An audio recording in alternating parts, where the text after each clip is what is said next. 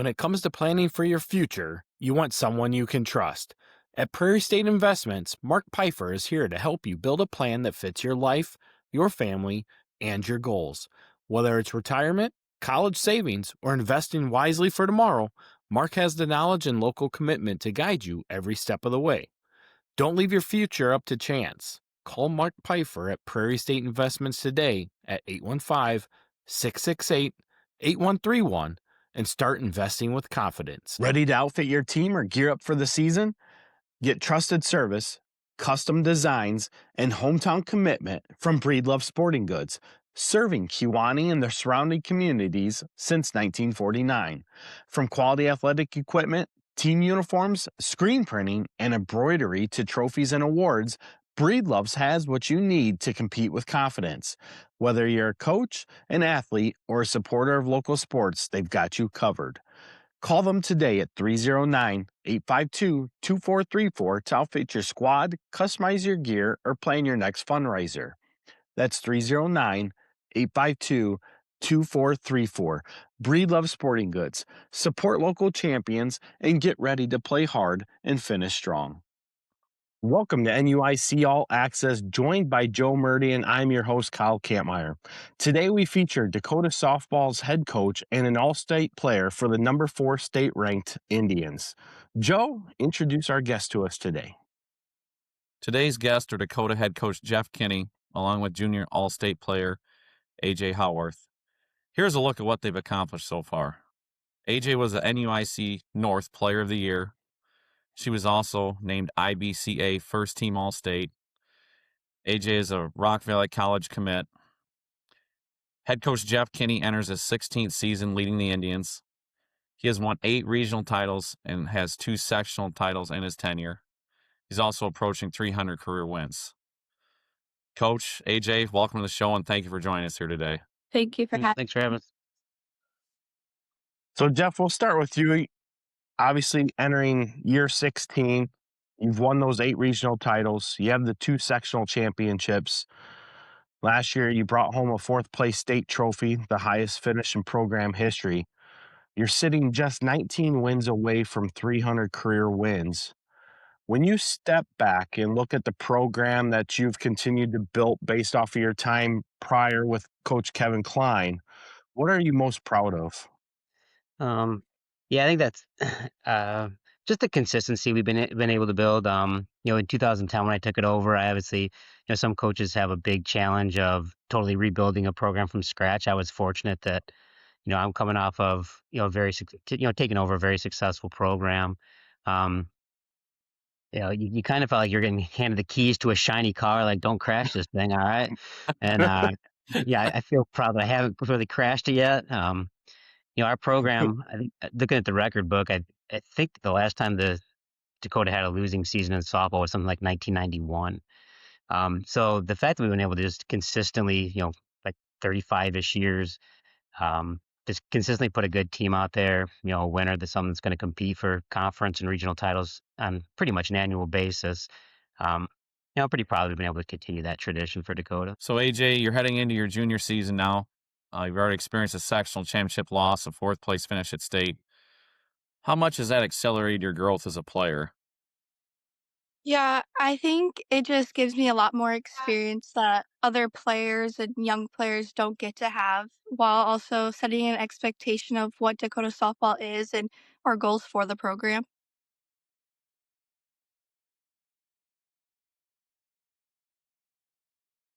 So, Jeff, what are the non-negotiables inside your program? What has to exist every day in practice for Dakota softball to be the Dakota softball that we've known, like you said, over 35 years, straight consistency, no losing seasons, stuff like that?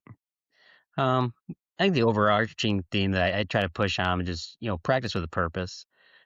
Even the simple things, like we start off, like everybody probably starts off with stretching. And I was guilty of this as a young person, didn't always, take the stretching very serious. You pull a hamstring or something, one of your biggest assets is availability, right? You can't help your team if you're hurt. So even simple things like that, like take the stretching serious, get that. We move into a lot of mechanical work just with our throwing ground ball type of everyday type of drills we do. We went outside earlier this week and we were fielding the ball pretty well, but like our throwing was a little to be desired, I guess. And so we talk about like, hey, this is the time right now. If you don't take this serious, you're not going to correct those mechanical flaws. And so I'm just making sure that you do that with fidelity and just um, every day is a chance to make yourself better. That's kind of we want to see constant improvement. And we used to print it on the back of our shirts. It's a Japanese business concept. Now kaizen is the word, if you ever heard of that, and I'm sure in the business world, it's just the idea that Yep. even the smallest improvement, right? Micro improvements, and if you have everybody in your organization, everybody in your team working, just even the smallest improvements, it adds up to huge, huge gains for us. And like I said, we used to print on the back of the shirts. We kind of went away from printing the practice shirts for everyone to wear, but this just kind of the philosophy that they need to embrace is get better every day, and it'll compound.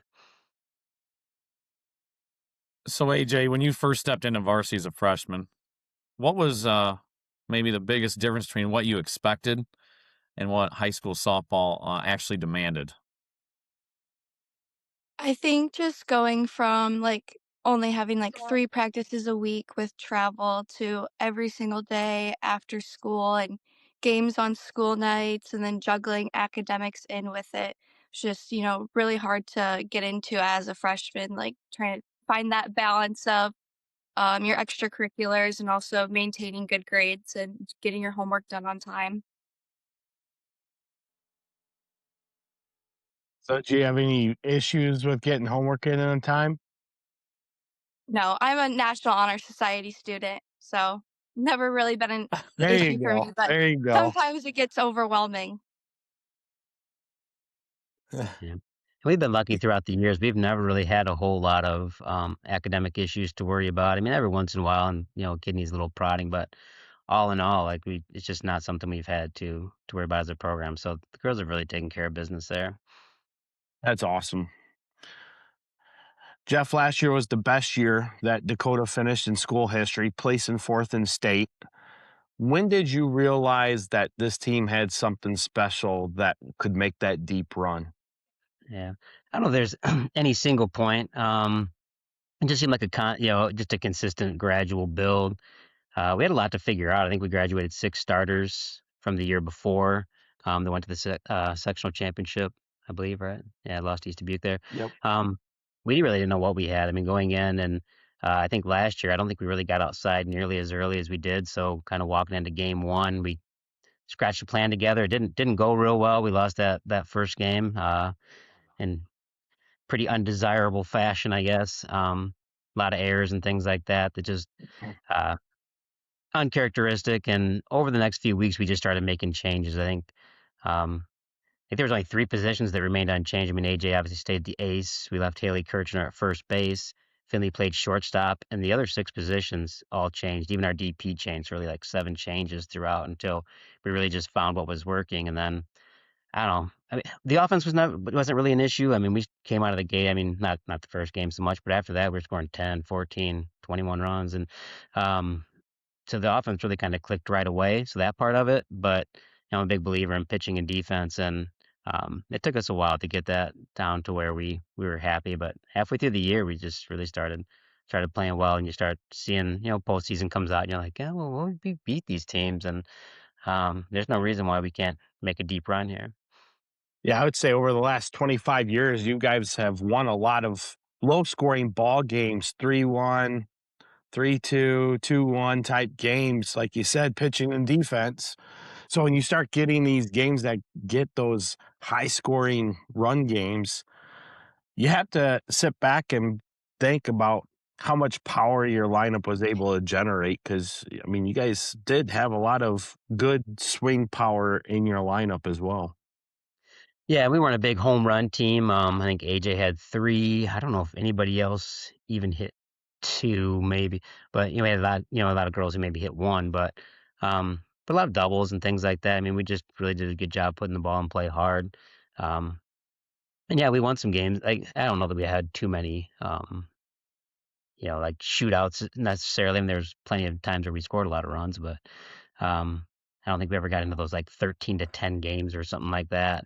I'd rather not be in something like that where You're right. I've been in a few of those. They can get pretty wild. Yeah, up and down and up and down. Yeah. So AJ, is you being the ace in the circle, what was there a point where the postseason run for you started to feel real? Kinda, I feel like after our sectional championship game, I found Finley Banks and, we were hugging each other. And then we kind of just looked at each other and were like, wow, we're one win away from state is I think she said it to me or I said it to her. And but it's still like doesn't feel like it still doesn't feel real. Like all of us girls will tell you that it was just such a surreal feeling and that we were never really like nervous. Like because we just didn't I don't think we just really understood, like, what was happening, like, we were just playing softball and kept winning in the postseason. So, Jeff, that postseason run included wins over teams like Rockford Lutheran, Pecatonica, Galena Pearl City, Henry Senequine. What did that path reveal about your team as you went game to game to game? Well, we kind of talked a little bit about the pitching and defense. I think 4 out of those 5 wins were shutouts. If I remember, I think we won both of our regional games in shutouts. Then we had the sectional where AJ struck out 18 batters in that sectional semifinal game, just phenomenal.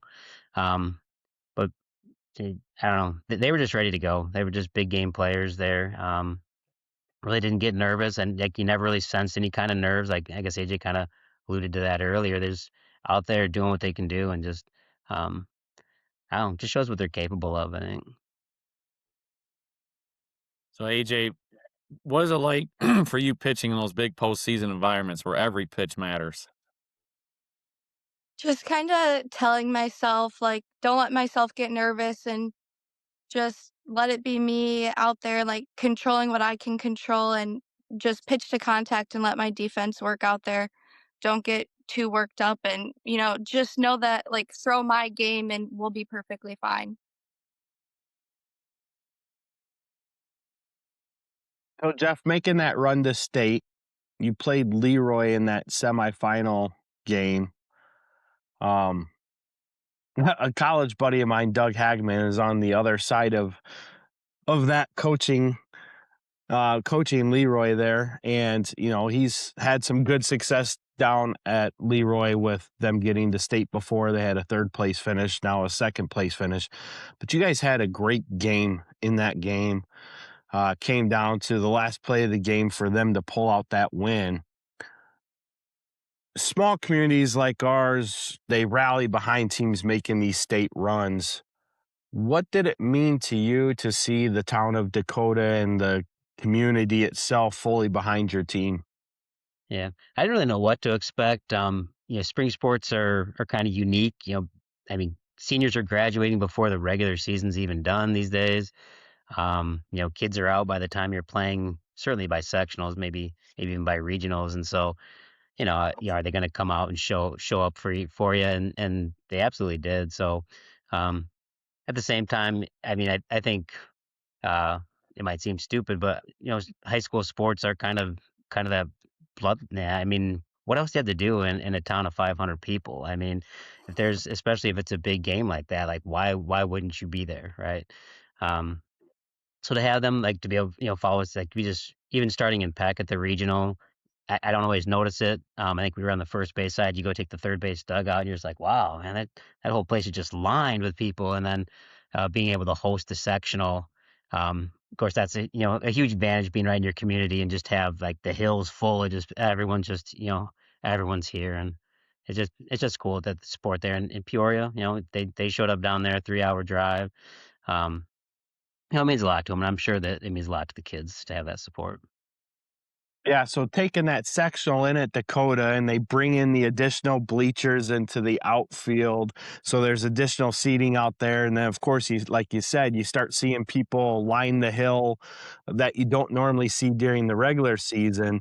And they're putting out the lawn chairs or the blankets because now the weather's nicer. You know that you're not going to be sitting in soggy grass. And then you still have the entire backstop full of people with all the normal bleachers that you have back there. Plus, I think they even set up another set of bleachers on the other side of your dugout too, didn't they? I don't remember. They might have. Yeah, like I say, it seemed like there's a lot of people there, and of course, in that game we're playing Pearl City, and so of course they're gonna have a huge following as well, right? So, and then just the casual who wants to see who's gonna make it through, and so yeah, it was packed there. Yeah, it was definitely a great, exciting time period and a great sectional environment at that too. Yeah.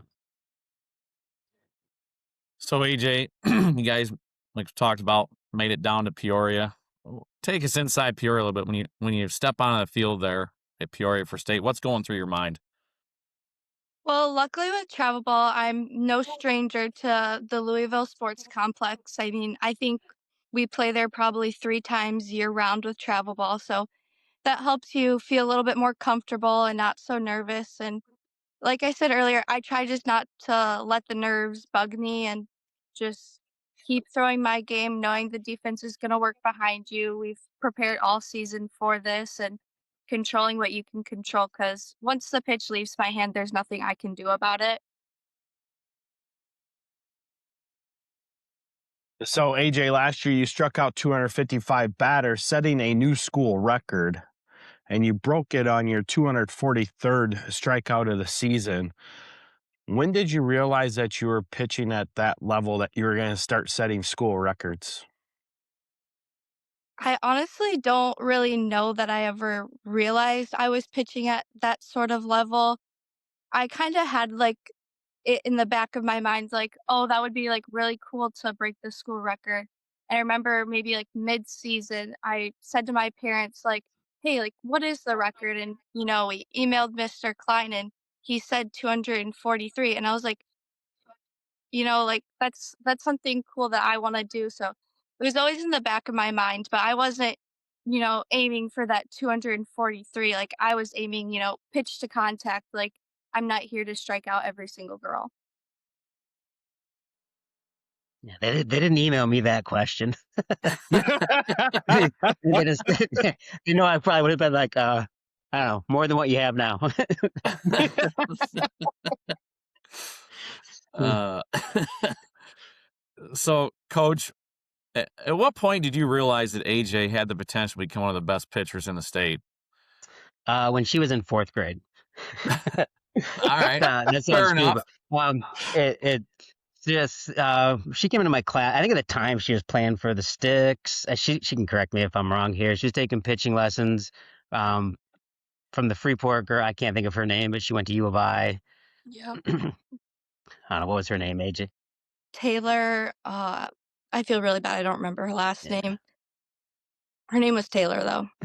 but yeah, and that was kind of her introduction there. And you see it a lot with little boys, like they're coming in with the Mahomes jerseys and they know a little bit about football.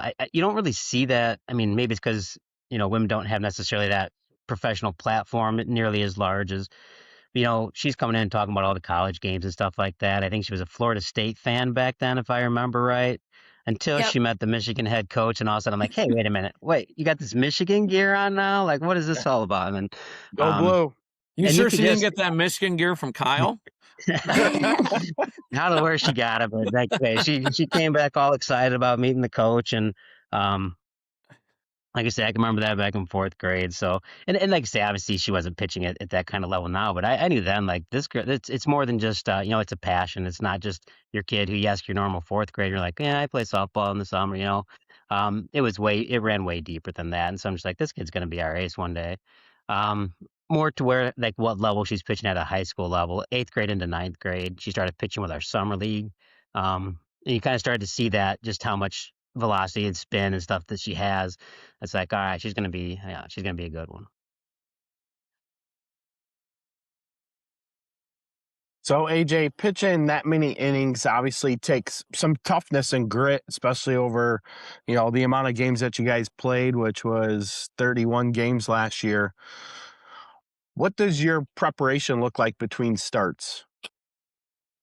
After every game I ice and before every game, usually Coach Kinney's wife makes us cookies. So I always am eating cookies in the dugout to I say it helps me throw more and, throw better and have better Great spin, but preparation.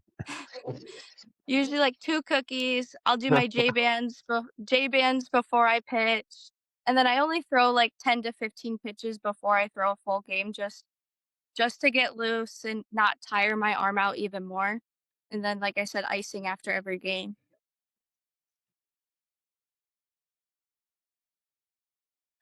So, coach, obviously strikeouts are a big deal in softball, but beyond the strikeouts, what separates AJ maybe from some other good pitchers that you see around the area? On the pitching side of it, spin, right? I mean, you even see in the major leagues, guy can throw 110 miles an hour. It's still going to go 500 feet if it's straight. Like someone's going to get on that speed eventually. But her ability to spin, hit her spots. She's got an array of pitches that whatever's on that day, we can zero in on and really focus and attack. But I think the mentality, like you can hear it in her answers. She knows how to approach this game as a pitcher. Um, Things aren't always going to go your way, right? I mean, you're going to throw a bad pitch, you're going to give up a home run here and there. That's going to happen to everybody. But you can see how, um, like, just her mentality, like it's just part of the game, and I move on, and I'm ready for the next thing.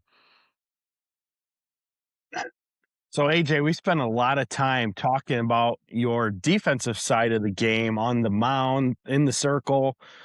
But offensively, you're also a juggernaut there. You batted .406 last year. You had 9 doubles. You had 3 triples. You had 3 home runs. You drove in 40 runs as well. How much pride do you take in being a complete player?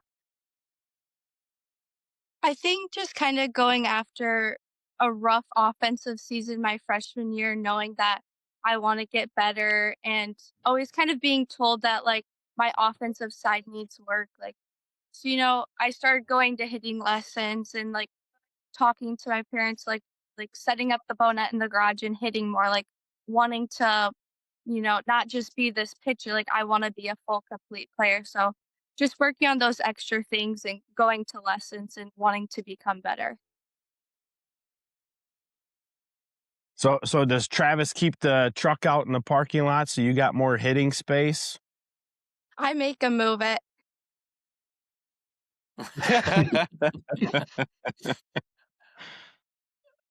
So, coach, for young pitchers or young softball players that maybe listen to this, what does AJ do in the off season, or maybe even something in practice that something most players wouldn't think about or don't see? I don't think anybody sees the amount of hours that these high level pitchers are putting in. I mean, you can't just, well, I want to be a pitcher, and so every so often I go out and on the mound. I mean, maybe she'd have to get more into it. I mean, she talks about how little of a warm up she has. Well, she can maybe get away with that because of the hours she's put in, pitching lessons every week. And, there's days at practice where we walk off the field, and Travis comes down with his bucket and he's like, all right, we're going to work on something. And, they're working after practice. You would make sure that she's on top of her game. Um, I mean, that's the biggest thing. Like, I still go back to that mentality piece. If you're going to be a pitcher, it takes a special mentality. I mean, because, um, the game, it's a game of failure, right? And you're going to fall on your face sometimes, and so to be able to bounce back and just get back after it like that, I mean, it takes a special personality, to be able to do that. So, AJ, when Travis comes down with that extra bucket, are you like, oh shit, here we go again? Or are you ready to go? It just depends on the day sometimes. Sometimes it's, him kind of hassling me, telling no we're hit or no we're pitching after practice, or it's me like, you got to get here. Like we got stuff to work on.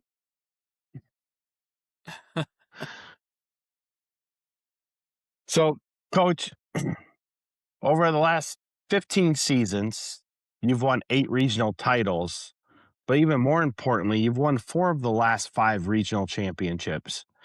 How do you keep your players hungry when that success becomes an expectation? Um, well, I think it kind of said it, it becomes the expectation. Like you don't want to be the group that doesn't meet that expectations, right? It's just we've been able to field that program. You want to continue that as a player, like you want to be part of that, right? And um, I would think it's pretty self motivating when you're seeing plaques and you're posing for pictures, and if you get to these deeper runs and they're throwing you on the back of a flatbed trailer and running you around town, and You get to be the kind of the toast of the town there for a few weeks. I would think that's pretty self motivating, and I don't think they need a whole lot of push that way. It's what we hopefully do every year on an annual basis. So AJ, when a program reaches a level Dakota has, obviously the target gets bigger. Teams are going to try to bring their best every time they play Dakota. How do you handle that, knowing you're going to get team's best shot every time you step on the mound? Just playing our best and, having the mindset of always winning and just playing Dakota softball and nothing changes no matter who you're playing. Short and sweet, to the point. Jeff, what does leadership look like from your upperclassmen?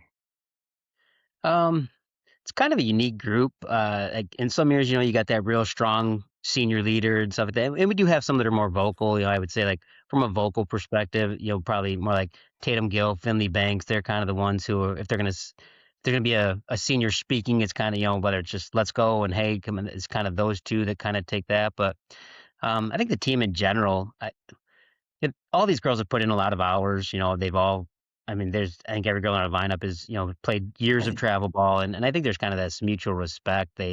Um, they don't need to pull necessarily as hard as they might. They just like kind of group accountability, I guess, is maybe how you describe it. They're just kind of all accountable to each other. And there's just not a whole lot of, like, I don't need my seniors getting on my underclassmen or things like that. I mean, they just do it. They just kind of lead as a group, I think, and more so than individually.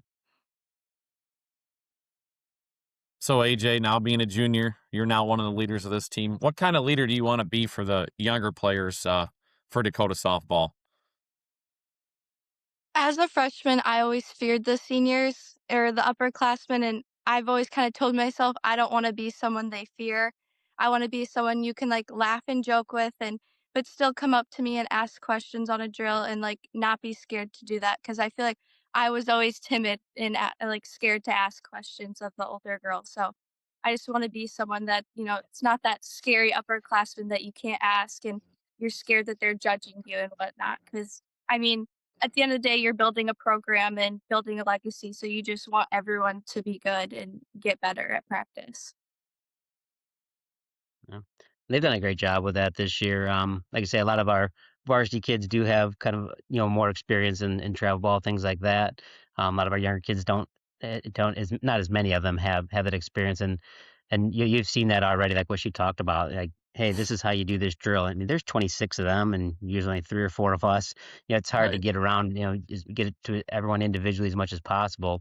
But so to have like AJ and other, like I said, I've seen several of the kids at the varsity level just, hey, this is how we do this drill and this is why. And so they really have kind of lived that this year. So, Jeff, obviously in small school softball, development is a big thing, especially to keep consistency moving forward. How important are the youth programs and feeder systems to you for sustaining success? And is there anything that you do to, kind of get into those youth programs at all? I know before, a long time ago, you used to have a Wahoo's program. Obviously, your kids are much older now, so you've kind of stepped away from that. But is there anything that you still do in relation to those younger programs? Not as much probably in recent years. I mean, they're certainly important. If you start off in high school and you haven't really got much experience, especially at the higher levels, you're kind of a little bit behind the 8 ball, right? You're kind of relying a little bit maybe more on natural athleticism to kind of get some catch up growth and kind of where you put yourself in a position where you can be a contributor. We've been lucky over the years, like even before that Wahoo's program, we had like about the time I took over 2010, I think it was Pat Cleaver. They had kind of a similar thing going. I think they call them like tiny town twisters or something like that. And so he fed a lot of girls right into that first wave of, when I was first started off coaching. Yeah, like I said, I started the Wahoo's program and had help from guys like Shad Sutherland and got a lot of kids involved with, they were playing Little League, but also kind of like travel light, I guess, kind of type of schedule. And really prepared them well, and more recently Ryan Simmer. So luckily I haven't had to do a whole lot with that. He's kind of had two groups, like when Hannah's group went through there, and now he's got Kelsey coming through with a group of girls there. And then of course you have your random players who are playing maybe at some of the bigger travel programs. So we've been pretty fortunate that way. We'll kind of see. I mean, I think probably it's the youth groups I'm gonna have to get back. Autumn's getting a little bit older, have a little more time on my hands, and um, probably get back more into that. But I've been fortunate to have people that have kind of carried that torch behind what we were doing early in my career. So you brought up your daughter Autumn, and obviously last year she was a freshman and started for you at catcher and did a phenomenal job behind the plate, controlling AJ and being a critical part in your offensive schemes as well. How fun was that to see her grow into being the player that she is last year and continues to grow into currently? Yeah, it's a lot of fun. I've had three daughters go through the program. It's not always easy being a coach's kid. Hmm. They get a lot of grief, and you got to put up with some crap. And um, so I always give a lot of credit to coaches' kids. But as like I say, sometimes it's easier to not coach your kid. So uh, yeah, but it's absolutely special. So, Coach, looking ahead to this upcoming season, you guys return essentially almost your whole team from your state team last year. You start the year ranked in the top 5 in Illinois. So, how do you keep the focus on the process of getting better and playing your best ball come mid-May and hopefully into June, and not so much the outside noise on the rankings? Yeah, I mean, the rankings aren't going to win you any games, so it's nice to be respected. People look at you and say, hey, they got a great program. You're playing a tough team. Like that respect is great, but it's not going to win you any games. Even last year's successes don't it promises of nothing this year. Right. Um, so that just has to be their focus. Like, you want to do this again? Okay, come here every day, work hard, and put yourself in a position where maybe you can make another deep run again this year. So. So, AJ, what areas of your game did you attack this offseason to take another step forward? You talked about going into your sophomore year, you focused a lot on hitting. Was there anything that you worked harder on this year than any other areas of your game? Definitely still on my offensive side of keeping up with my hitting and pitching lessons every week. And then on the pitching side, worked more on developing more of an off speed because Coach Kinney will tell you we did not throw that much last year. And it just comes from me not having much confidence in it. So just working on the big thing and just having confidence in throwing that off speed because it'll be way better in the end and help me with more of my pitching and then getting ahead in the counts.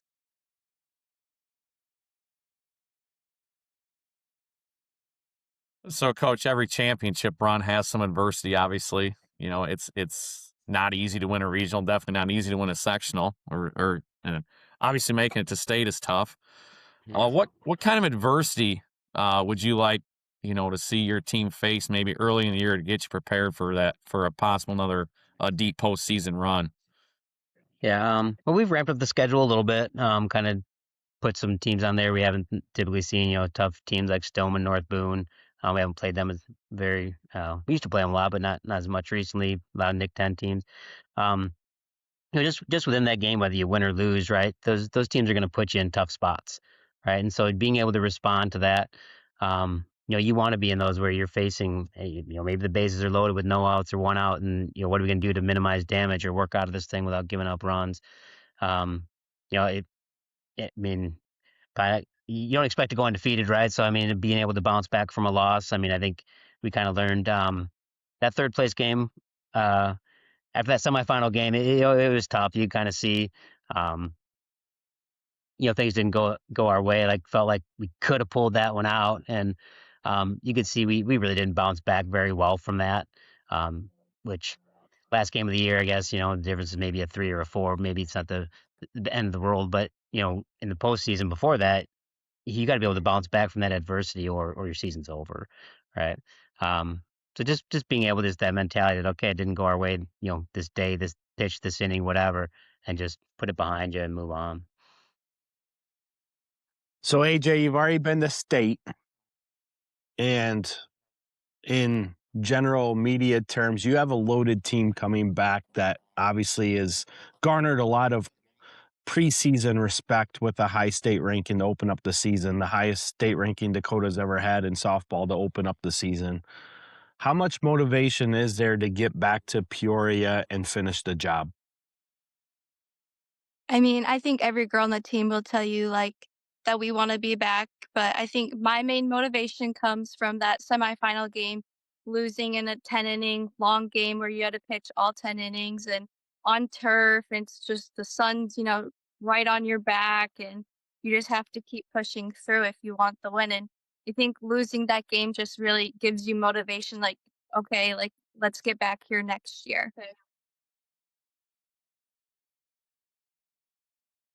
And coach, what would it mean to you to bring a state championship back to Dakota?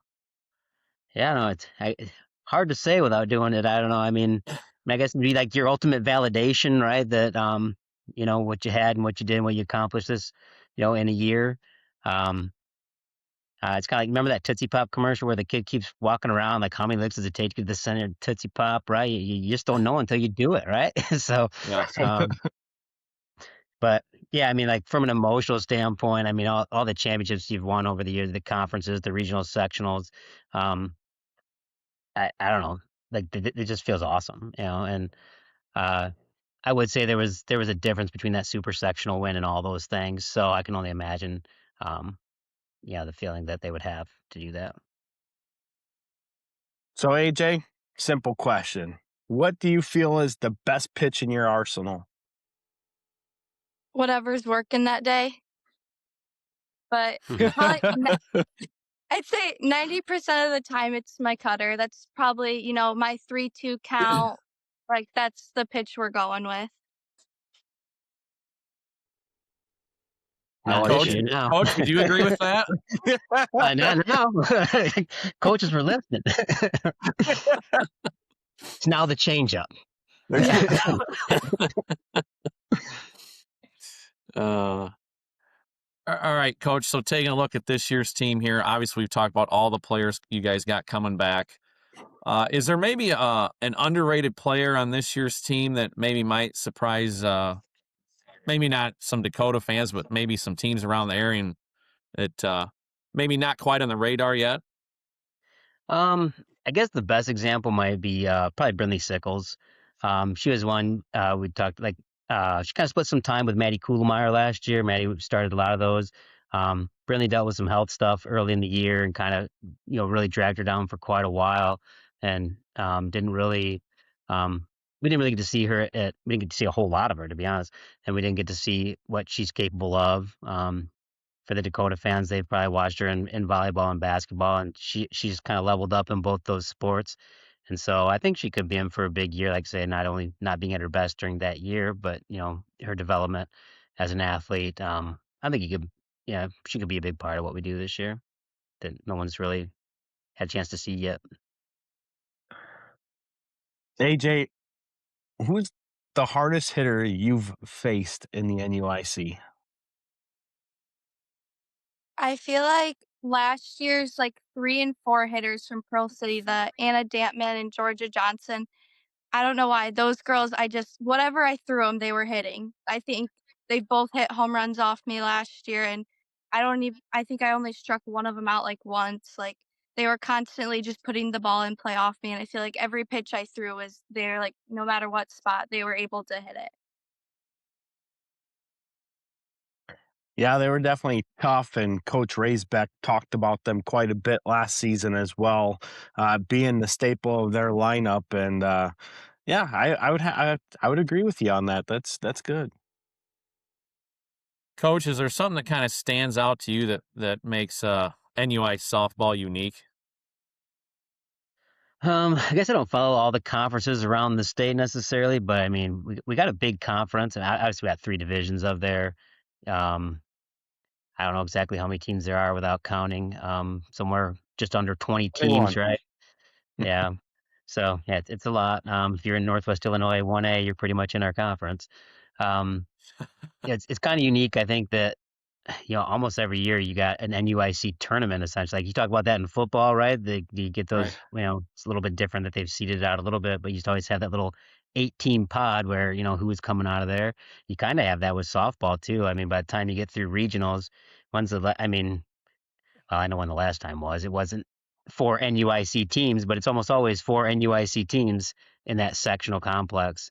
Um, and they're just, I don't know, and I think the level across there, like for a while, I think the NUIC North was kind of dominant there for several years, and then you see the West now kind of rising. They got a lot of good young pitchers over there, and they've really kind of upped their game, and so um, yeah, it just kind of comes down to that NUIC tournament essentially for sectionals to see who's going to move on. So yeah, I think you could start seeing again, a lot of NUIC teams making that push for state. Someone, like I say, I think someone's going to be in the super sectional pretty much every year, unless they do something about the layout, I guess, if teams start going east or something. But um, yeah, it's pretty cool for our conference to be able to do that. So that's one of the things that they changed going into this year, which you have not necessarily experienced yet. But we have seen it in basketball where, before it was more of a north south split layout, and this year it went more of an east west layout Yeah, split. But the straight seeding through the subsectional and then placement of those seedings being straight to the seeding as well, rather than the top four getting placed and then the rest going regionally to wherever the yeah. best location fit was. I think it's produced even more competition and better sectional results that we've seen both in volleyball and now in boys and girls basketball as well. What's your thoughts on that change? Um, it'd be kind of cool if that split would work out, so we'd go east. I mean, not like to avoid, but just because um, you could actually, if we kind of fell to the east and they fell to the west, you could see, even more deep advancement by some of our teams. Like if some of the, Durand, Dakota, Orangeville that are more this way, if you kind of pushed into that way and then kind of work more towards the south, and then maybe you see those teams in the super sectionals. But there was a year in basketball, I think, right, where both Amboy and Eastland were girls basketball were on a path to maybe they could have both gone to state. Amboy's kind of in that southeast Yeah, it corner, was I and Right. think it was the 2019 season because 2020 yeah, they met up in the sectional championship. yeah, I think there was a year where I don't remember if they both did, but they could have. Um, so to be able to have a This year layout was where you can another maybe get year. away, I mean, if we really are one of the better conferences, to be able to have that opportunity to make deep runs, because otherwise it kind of comes down to just one team being able to have that opportunity, and and that's life, whatever. But it'd be kind of cool if that would work out that way.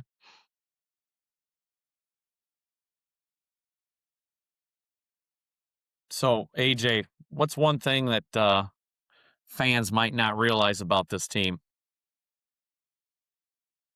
I think one thing not a lot of people realize about our team is just how closely bonded we are as a team. Like, it's not team bonding for us, it's just hanging out with your friends. Like, we're all good friends, it's drama free. Like, there is no issues on the team, and we all hang out, like, without calling it team bonding. And then also, like, the amount of us that have played travel ball together. There was a point, I think, last year, my dad posted a picture on Facebook. There was, I think, around at least 5 or 6 of us on that state team that all played travel together at one point, like me, Finley, Bella, Maddie Kuhlmeyer. I can't think of the other girls right now, but, like, we all were on the same travel team at one point in 10U, and now just coming into high school together and being a state team. So, coach, when people watch Dakota softball this season, what do you want them to say about your team? Um, Hopefully they're fun to watch, right? I mean, just fun in general. Look like they're having fun out there. When you watch the postseason run, I mean, they look like they were having fun, right? Not just in the post game, but like just playing the game in general. They looked like they were fun. Externally, like just they're a fun team to watch. They do everything well.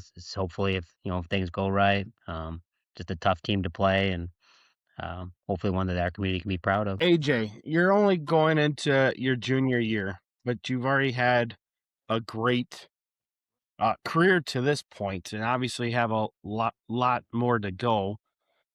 What do you want your legacy to be when you get done at Dakota? I think I just want people to know that, like, I was a good pitcher, but also a good teammate and, kind of look up to me. And that's the thing is what I want to start doing is, helping with the younger girls in the community. And I've started doing that with my travel organization where I'm helping the younger pitchers out and like giving lessons. And I want to start doing that with our community.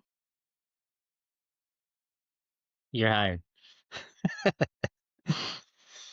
You're okay with that, aren't you, Coach? Yeah, yep, we're good. Yeah. Hey, she's got an outreach and an outlook. That's awesome. Yeah.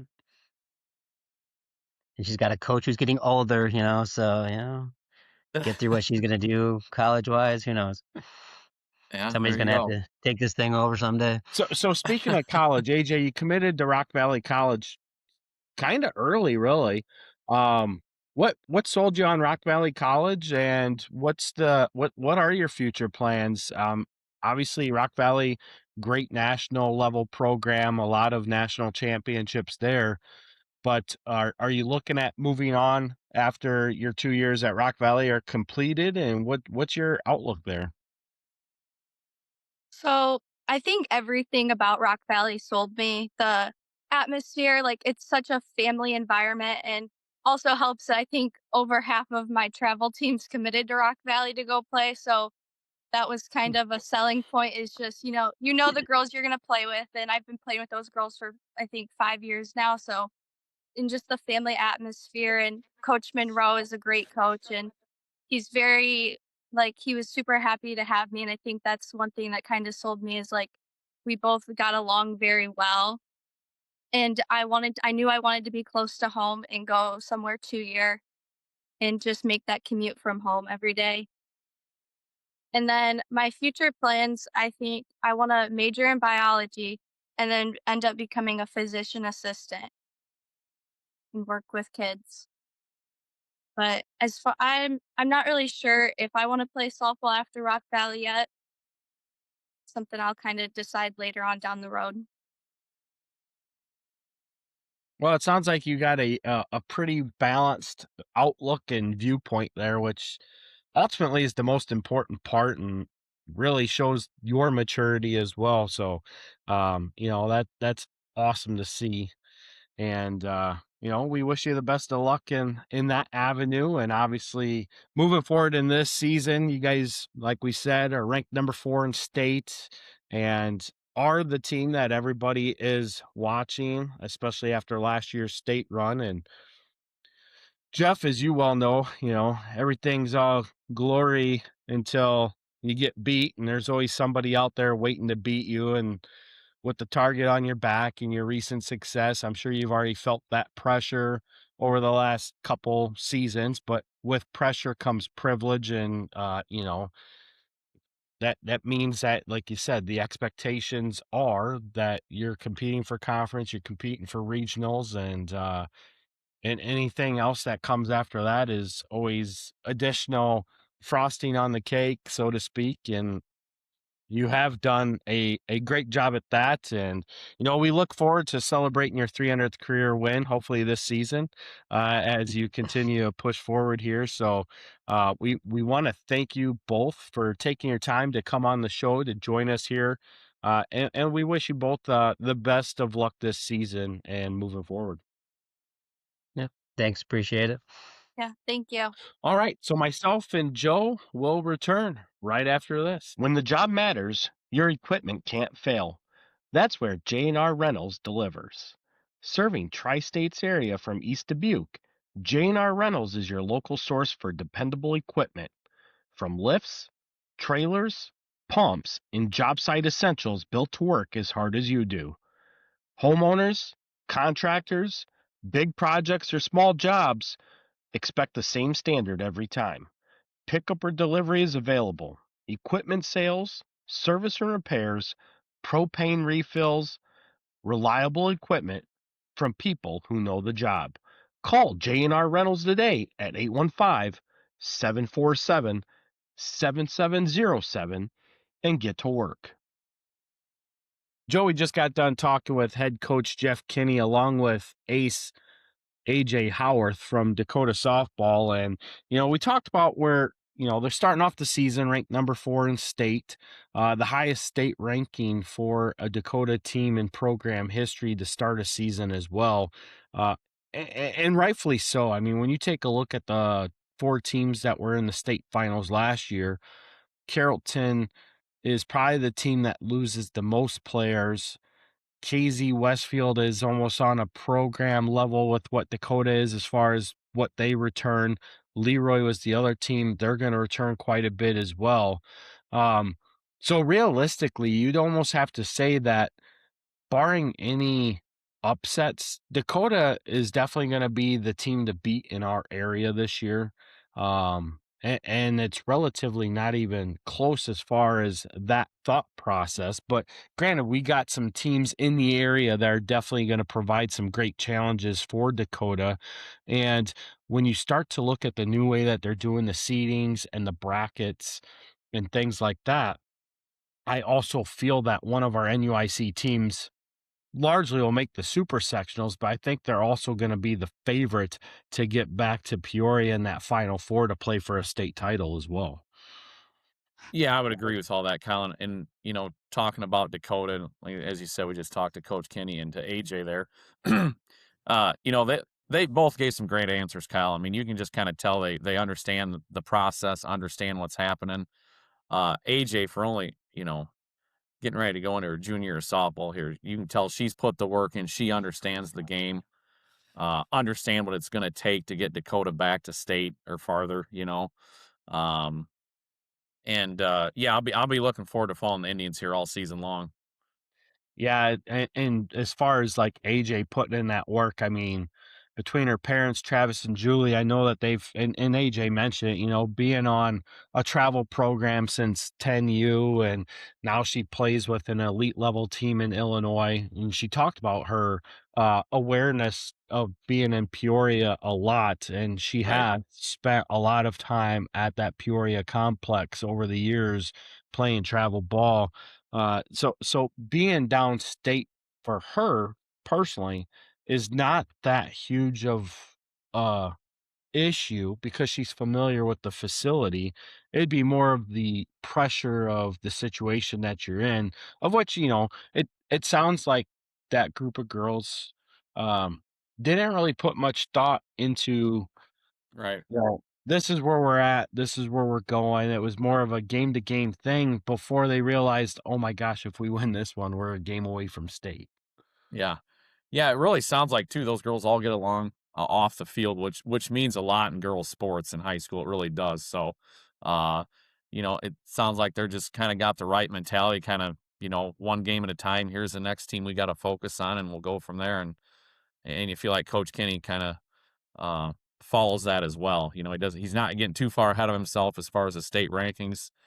I really liked his answer too, Kyle, about when we asked about the state rankings. He says that doesn't win you any ball games, So, uh, I don't know. I just, for whatever reason, really thought that was a great answer.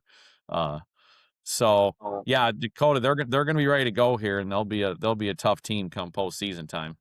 Yeah, I mean, you and I both know how many times have we seen higher ranked teams get upset, Yep. especially in other sports as well. And, there is the intimidation factor of, oh my gosh, I got to play Dakota today, right? Yeah. And I think that in itself can create some opportunities for wins. But at the end of the day, like Jeff was stating, you got to show up and play. And if you don't show up and play, you're going to get beat. And that's really the message that he was putting out there. And like you, I totally agree with that message because it means nothing. Last year means nothing outside of what it meant last year at that point. Right. This year's a new season. Everybody knows it's a new season. It is great to have that respect from your peers around the state because, you know, the state rankings for softball come from the Coaches Association. It's not coming from the media.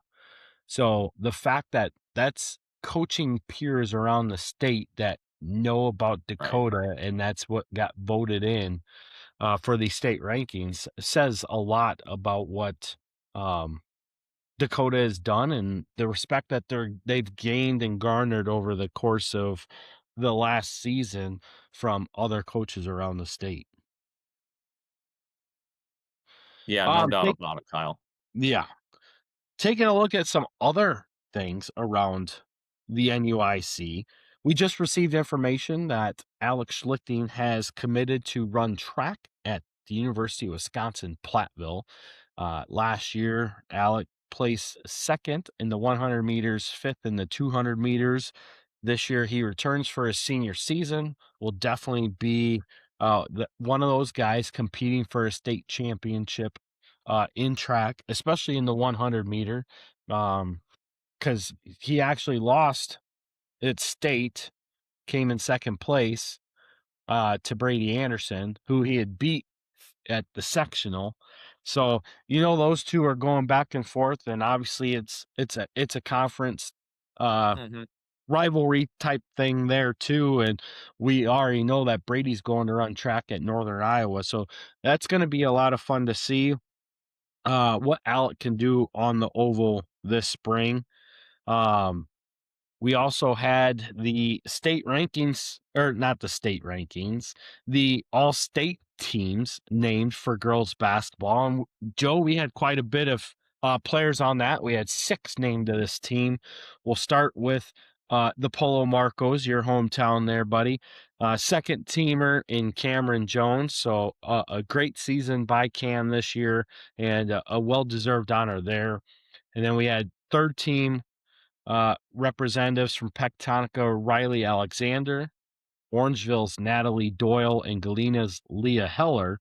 And then on the special mention, all-state team, Pectonica's Cora Naud and Dakota's McKenna Stuckey. So, you take a look at that list.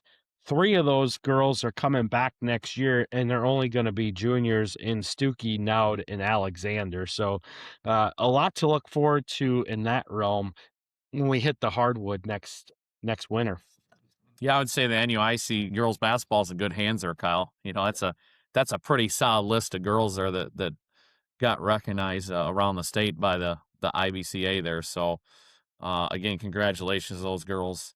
Um, you know, and yeah, it's going to be a fun year next year. It's like, again, NUIC in good hands there with some of the girls that'll be coming back. Yeah. And then you take a look at the girls state finals. DMAC was the state champion in Class 1A for girls basketball. Um, you know, a great run by DMAC.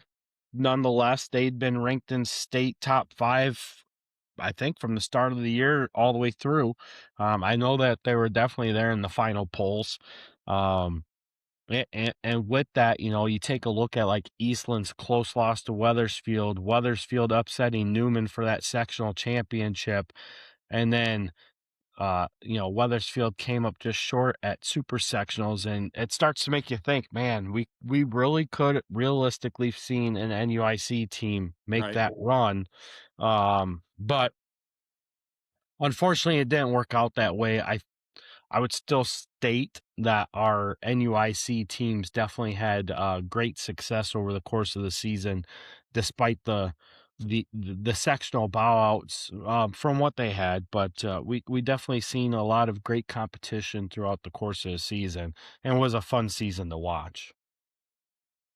Yeah, it really was. It was a great season for girls basketball in the NUIC. Like I said, we just talked about some of those great players we had that made the all-state teams, and you had Eastland playing at sectional on their home court. Unfortunately, they came a little short. Galena, the turnaround they had throughout the season to get back to a sectional.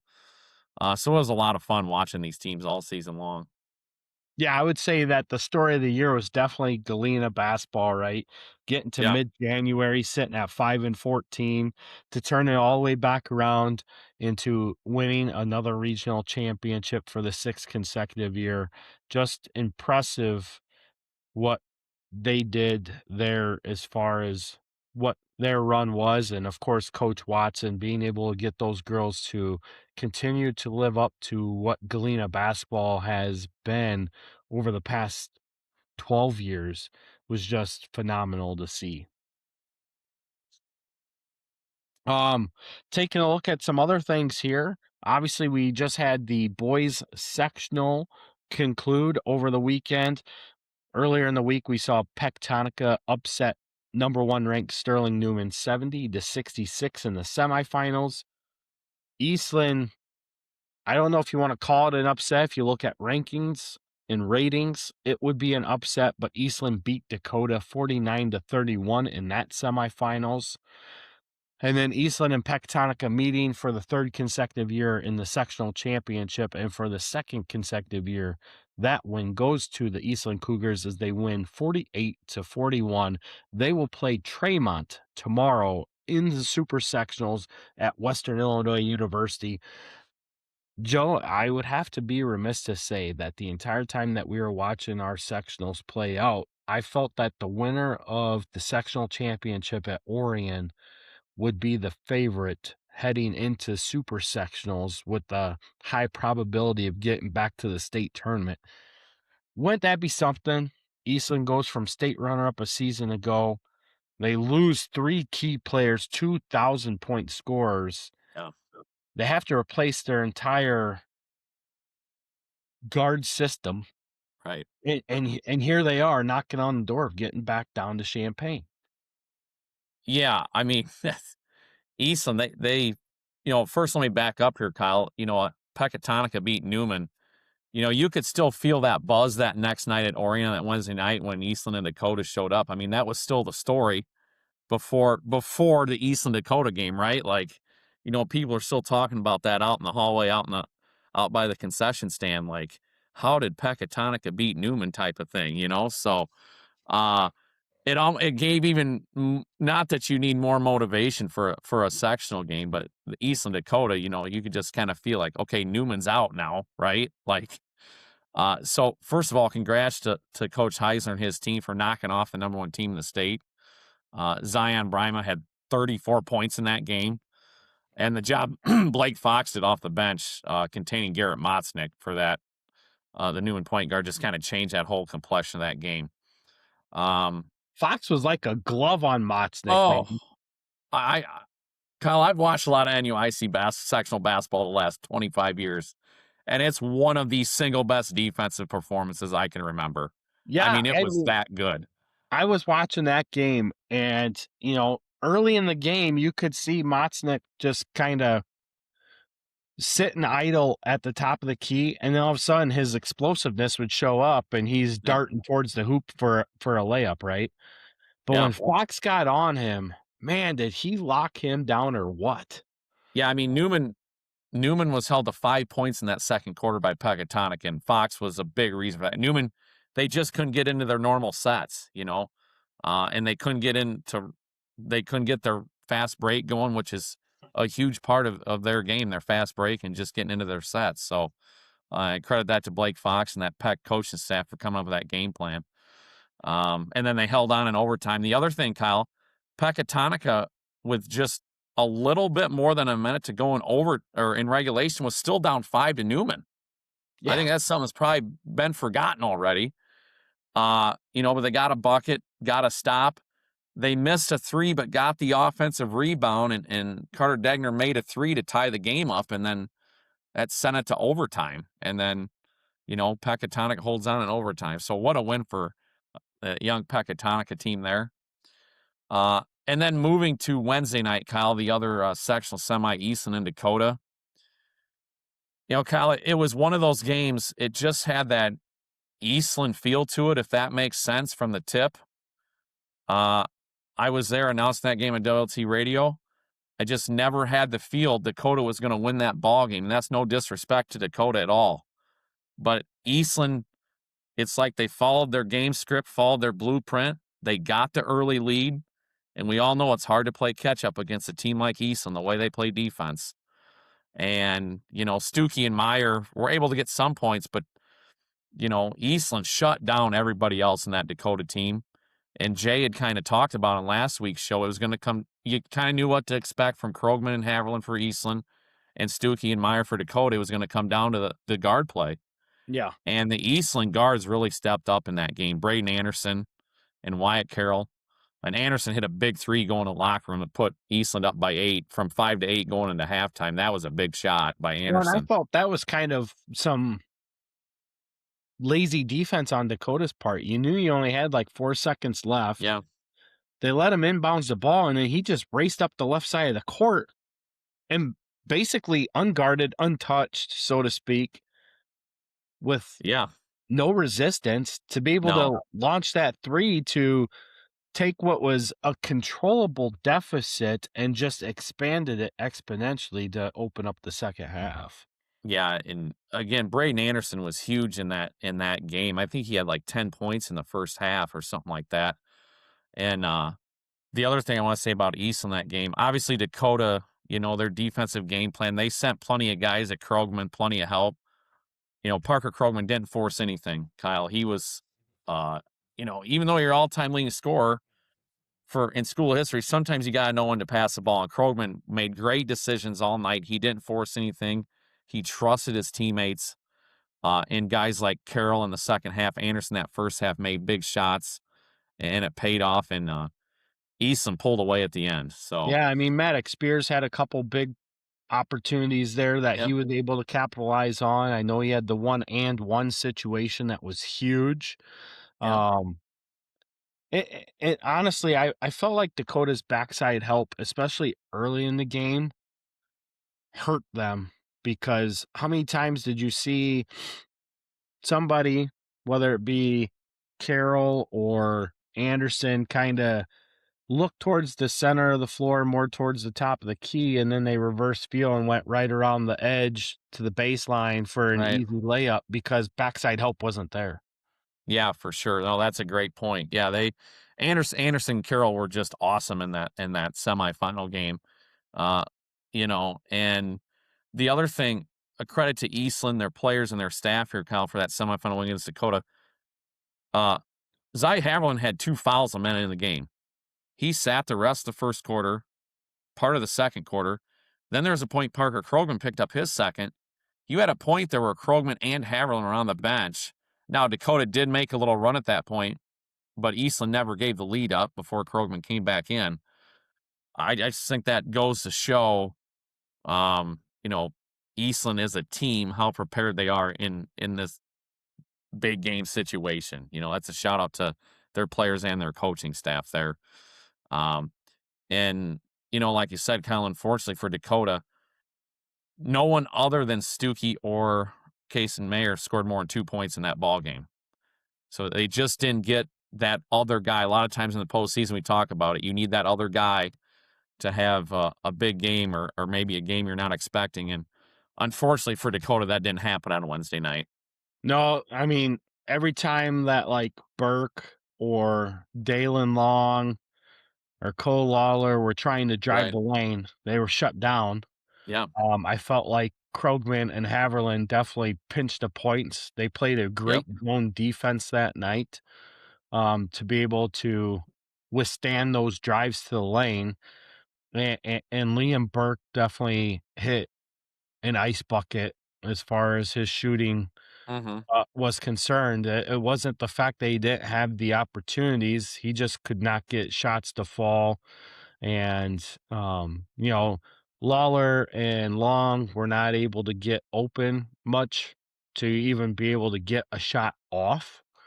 Right. And, when you take a look, like you said,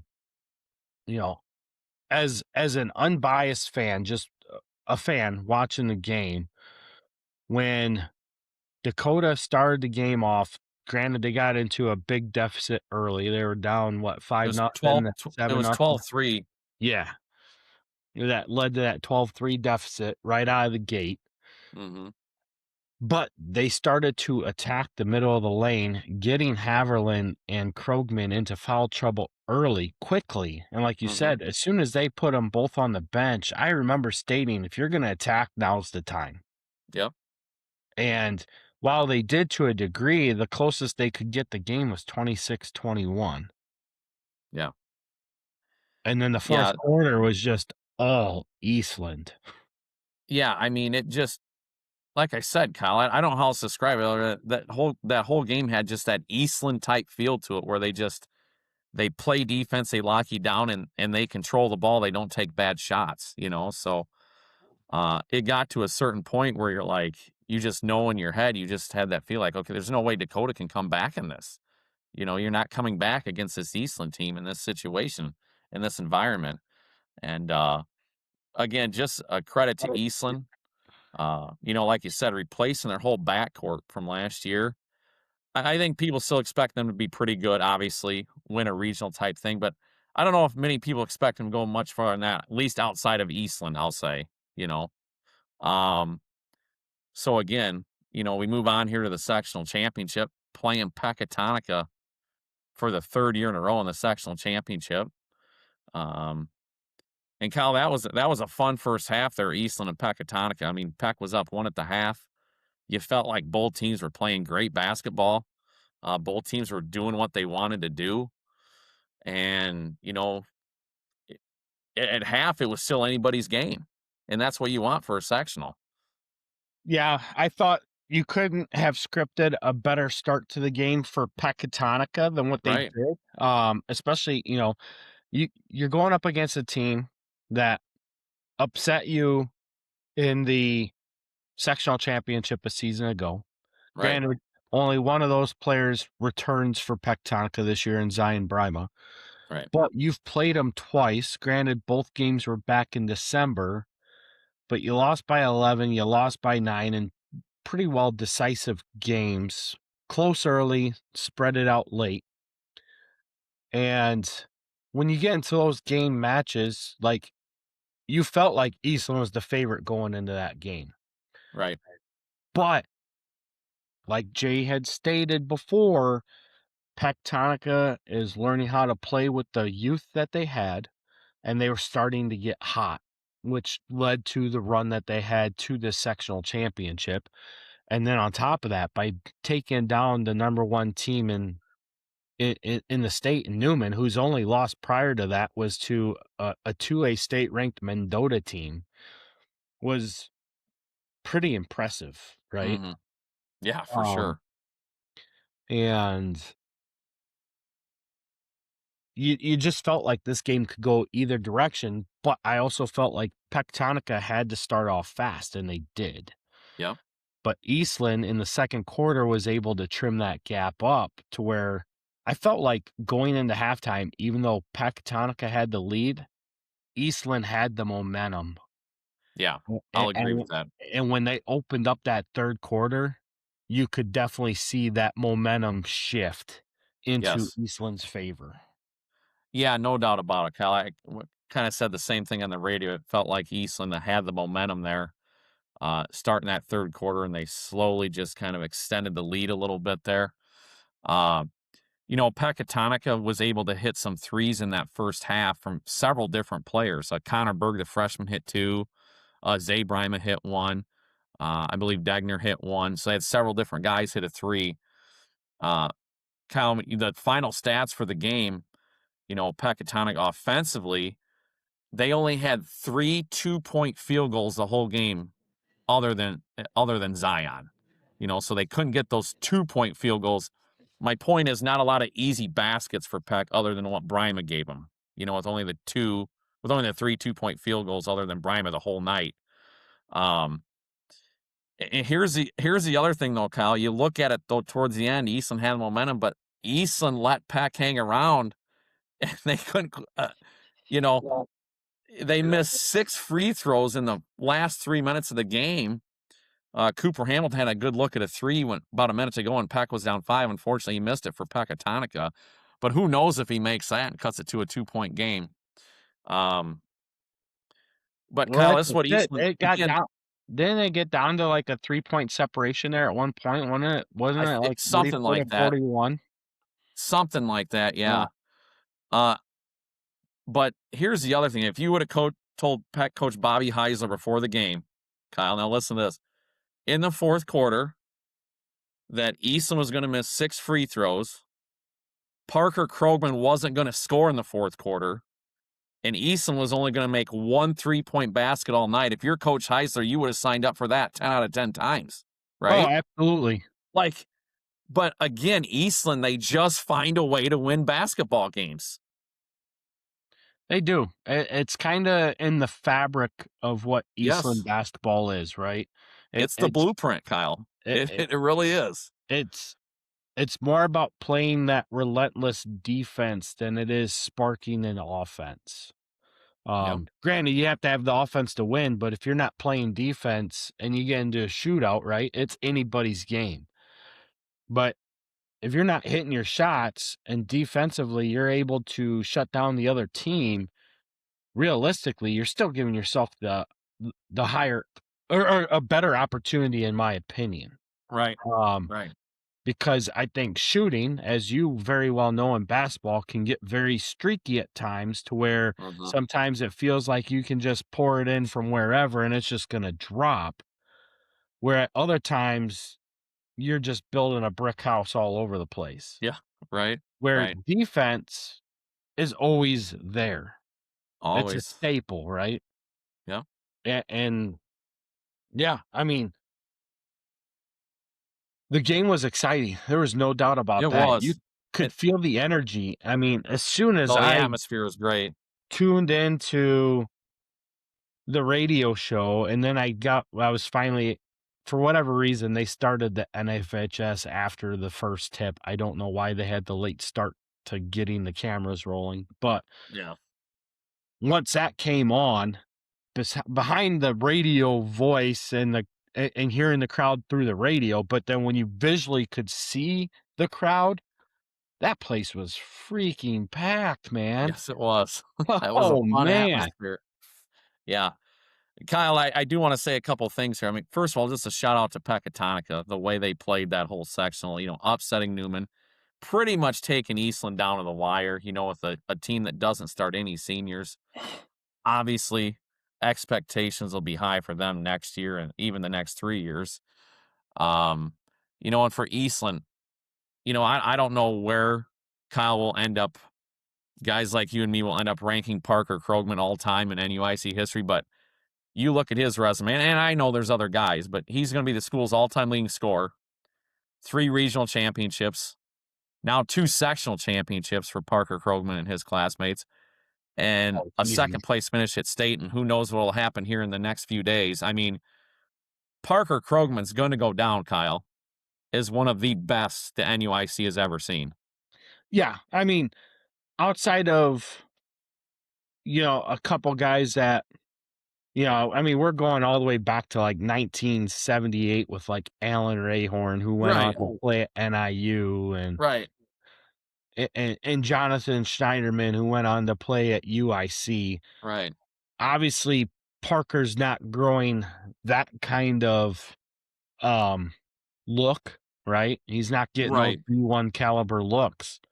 But as far as overall accomplishment, overall scoring, overall play, what you've meant to your program in your 4 years. To me, by far the best we've seen in the NUIC ever. He's definitely right up there for sure.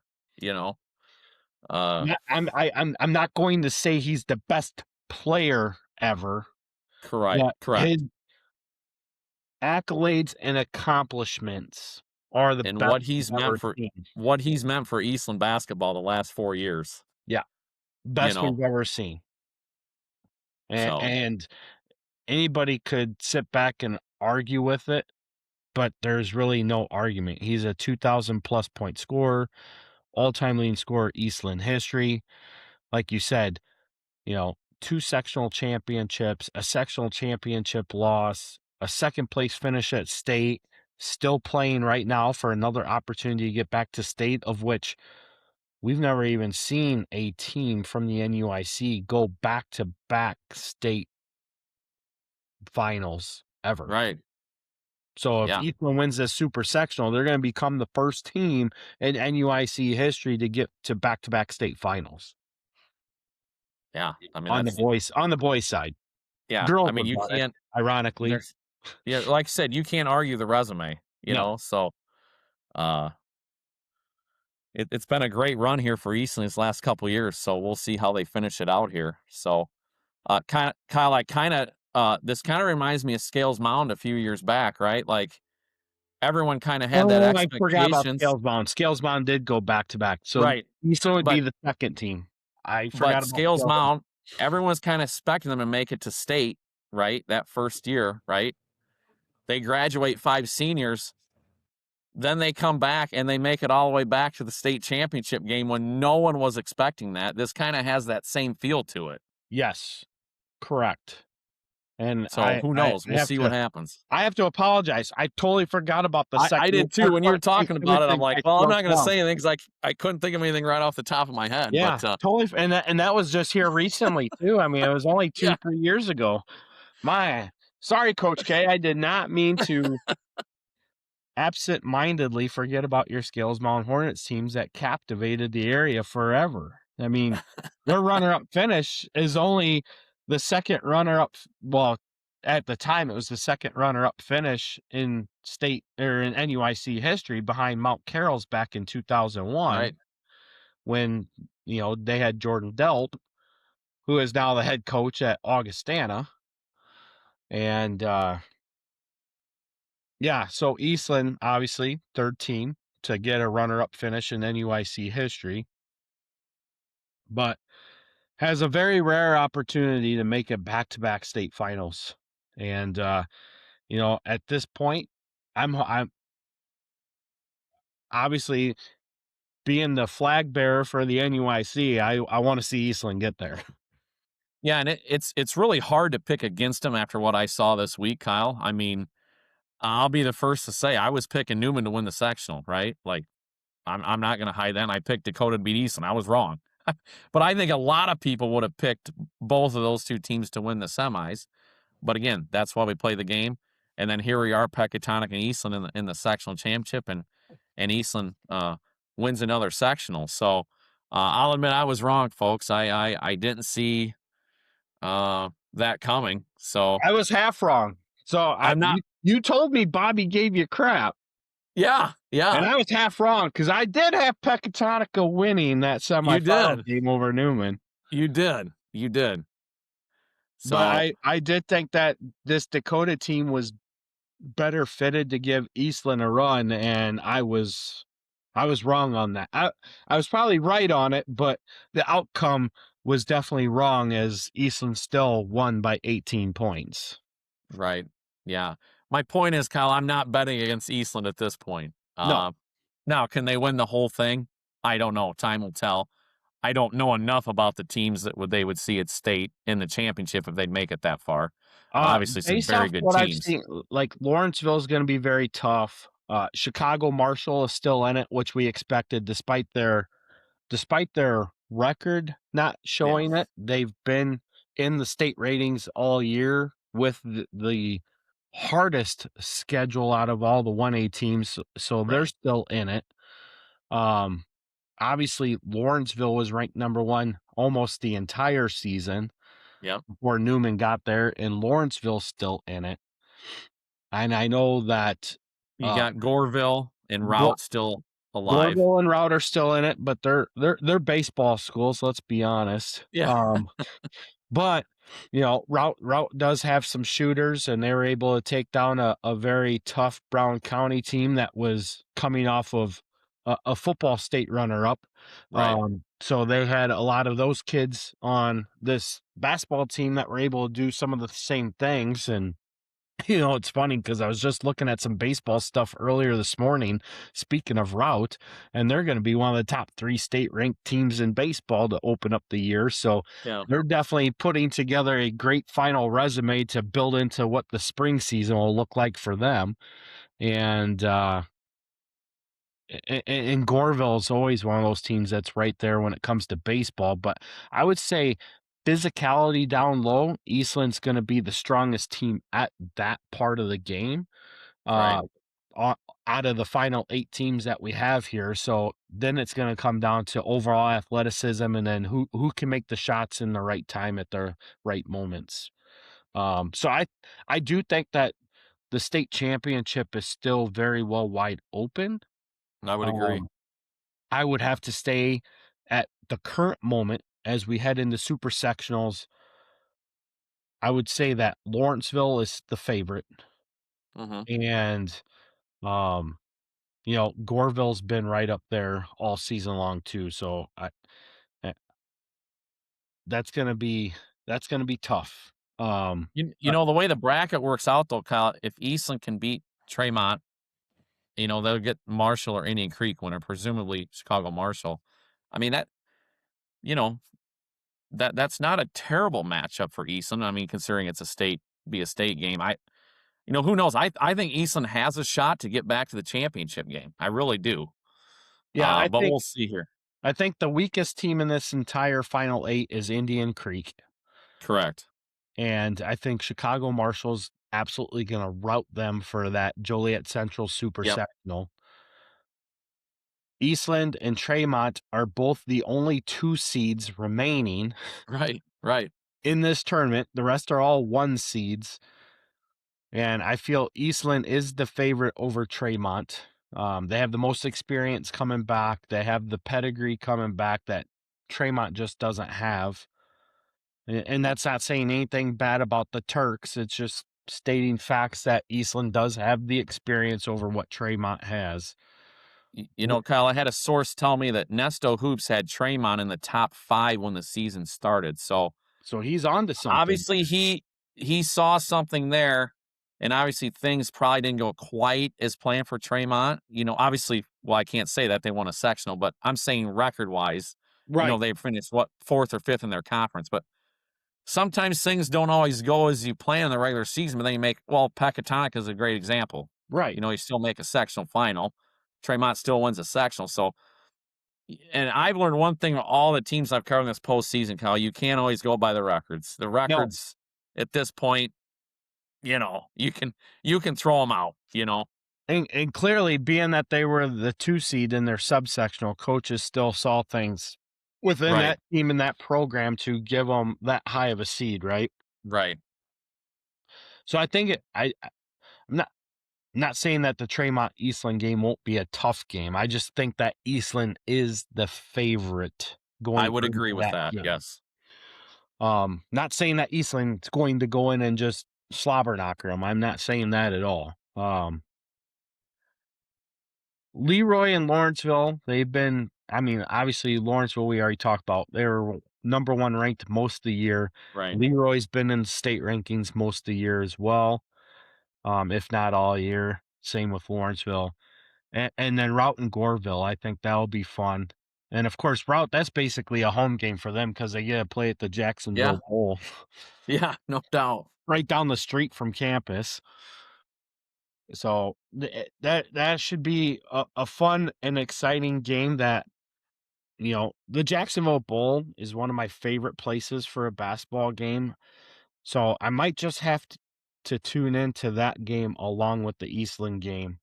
And quite honestly, I might, if all of them can be on NFHS, I might be able to pull all of them up.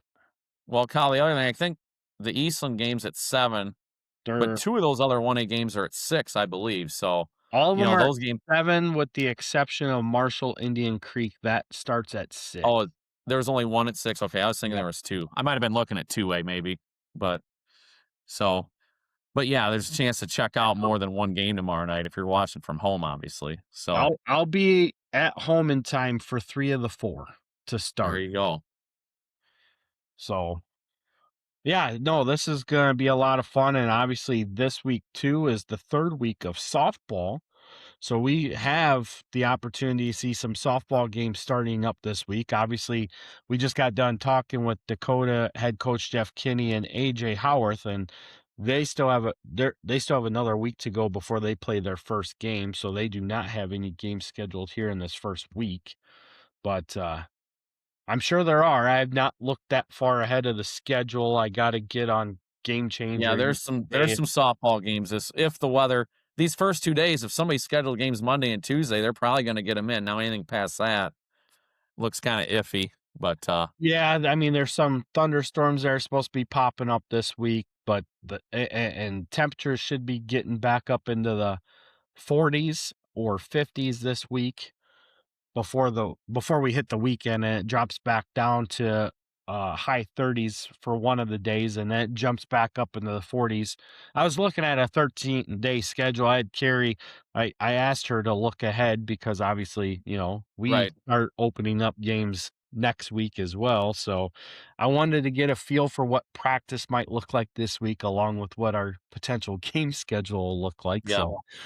So, yeah, no, this is exciting. Being able to be outside for a spring sport already in the fashion that we've been able to do here recently, I've never opened up any season with 4 consecutive days outside in March. Right. No, that's impressive. Yeah.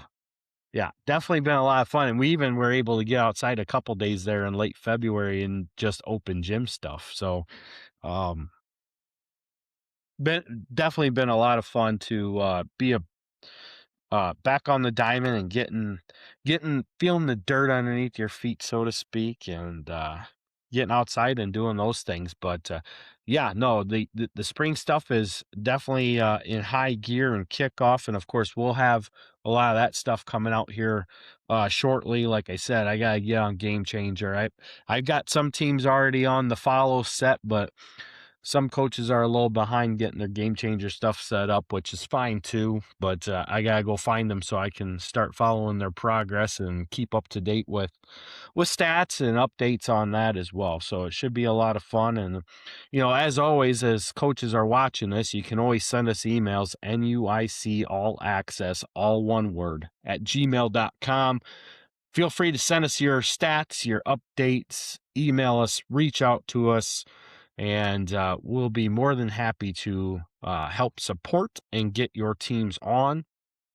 I'm really excited for next week, Joe. Well, I'm excited every week we do one of these, Right. obviously, but Right. we're already starting to line up the rest of our guests in March. So we've already locked down last year's super sectional team, the Fulton Steamers, and head coach Brent Dykstra will be joining the show. We're waiting to see who else he might be able to pull on the show with him. But next week we'll be talking Fulton baseball, and we put some feelers out there as well for Fulton softball to see if Derek Gurman can come on, trying to get Jeremy Knauer on from River Ridge Scales Mound as well on the baseball side of things. So uh, trying to start off strong here in March with some of the teams that we saw make deep runs last year, guys that we have not had on the show yet as well.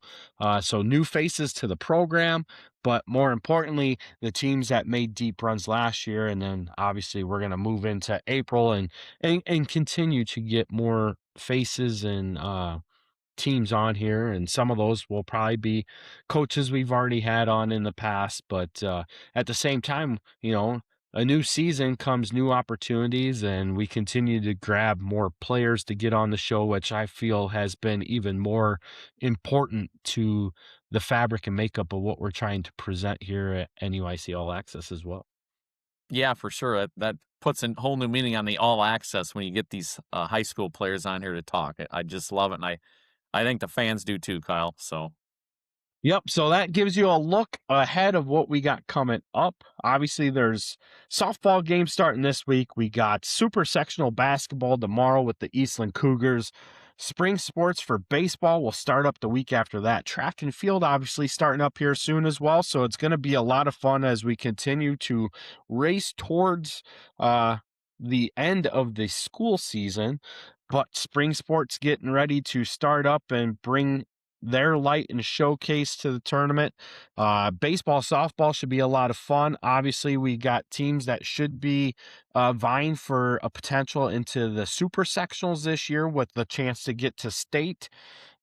On top of that, we also have the defending state champion track team in Morrison looking to repeat what they could do despite some losses to their track program. They still have a lot of studs there that can help lead them to that next level still. And then on the individual level, we're definitely going to see some relay teams and individual events really shine forward for our move into the state championships when they get down to Eastern Illinois later this spring. So it's going to be a lot of fun. Get out to the games as they roll up here. As always, root for the NUIC. We'll see you next week.